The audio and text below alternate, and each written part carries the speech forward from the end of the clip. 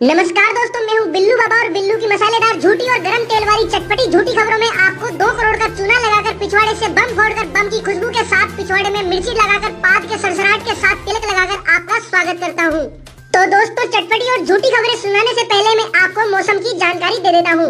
माफ करना दोस्तों, मैं आज आपको मौसम की जानकारी नहीं दे सकता क्योंकि हमारे मौसम विभाग की टीम को तल्ला लग गया है और उनकी चड्डी में छेद होने के कारण उनका थर्मामीटर खराब हो गया है।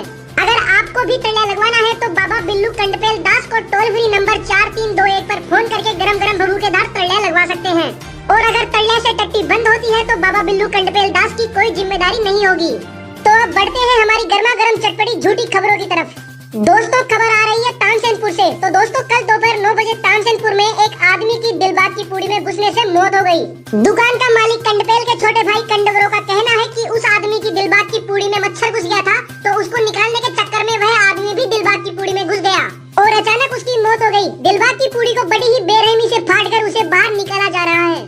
दोस्तों, अब खबर आ रही है जयपुर की राजधानी पेलमपेल से। तो दोस्तों, कल दोपहर 7 बजे पेलमपेल नगर में एक नंगे मच्छर को देखकर एक आदमी बेहोश हो गया। वहाँ के सरपंच बिल्लू करमफुटे का कहना है कि मच्छर रोड के बीच बैठकर मिराज खा रहा था तो अचानक आंधी आने की वजह से मच्छर के कपड़े उड़ गए और वह आदमी बेहोश हो गया। उस आदमी को शहर के सबसे बड़े हंगाई मुताई अस्पताल में भर्ती करवाया गया है। उसको बड़ी ही मुश्किल से पिछवाड़े में फूंक मारकर होश में लाया गया है।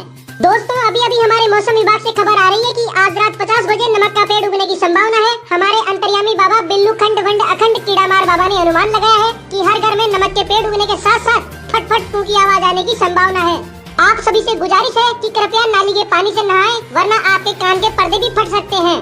तो दोस्तों, बिल्लू की झूठी खबरें यहीं पर समाप्त होती है। दोस्तों, इस वीडियो को लाइक करें और इस चैनल को जरूर सब्सक्राइब करें।